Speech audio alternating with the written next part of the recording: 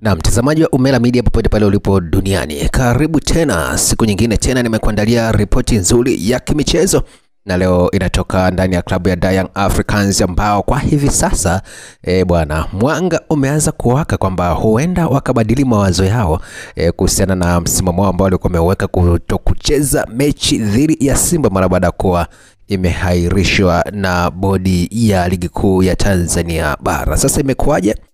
Mchakato wenyewe ni kwamba serikali ya Jamhuri ya Muungano wa Tanzania kupitia wizara inayohusika na masuala ya michezo, sanaa, hali kadhalika mambo ya habari chini ya waziri wake Profesa Palamagamba Kabudi imeviita vilabu vya Simba, Yanga, hali kadhalika bodi ya ligi kuweza kuketi pamoja kuzungumza kuhusiana na sakata la wao kutokucheza mechi na misimamo ambayo imeendelea kwa pande zote tatu.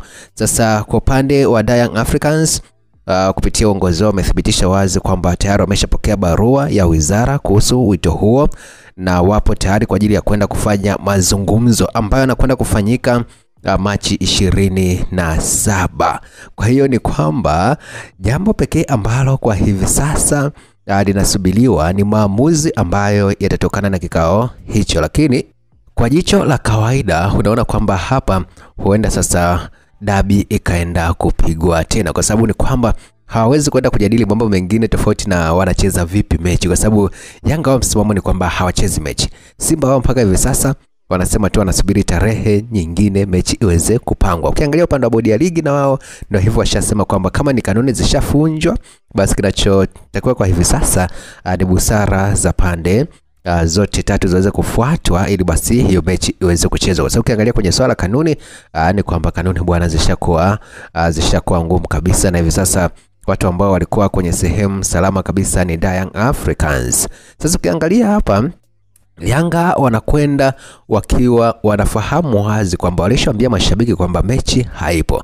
Sasa kama watakwenda kuzungumza na wizara na wakafikia makubaliano, maana yake ni kwamba watakuwa wameshapata chocho ya kurudi kwa mashabiki na kuambia kwamba jamani, serikali imetuomba sasa tuweze kucheza hii mechi. Kwa hiyo isingelikuwa serikali hii mechi tusingecheza. Kwa bado upande wa Yanga na wenyewe bado watakuwa na neno la kurudisha kwa mashabiki. Kuja kwa upande wa Simba wao itakuwa ni rahisi kwa sababu walishasema wazi kwamba wanasubiria tarehe ya mchezo iweze kupangwa na wao waweze kupeleka timu uwanjani. Hali kadhalika ukija kwa upande wa bodi ya ligi na wao aibu itaendelea kuwa pale pale, kwa sababu shasiku ni kwamba wameshindwa kufuata kanuni za soka ambazo zimetungwa na klabu hizo mbili na klabu zote za Tanzania pamoja na wadau wa soka nchini Tanzania.